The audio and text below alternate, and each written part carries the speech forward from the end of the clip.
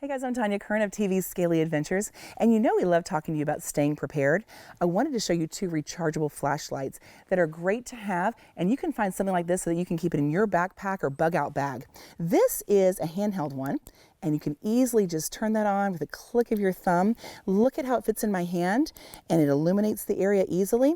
Also, it fits in your backpack or down in a cargo pant. Really nice and easy. So look for something like this that you could have with you in case of a blackout.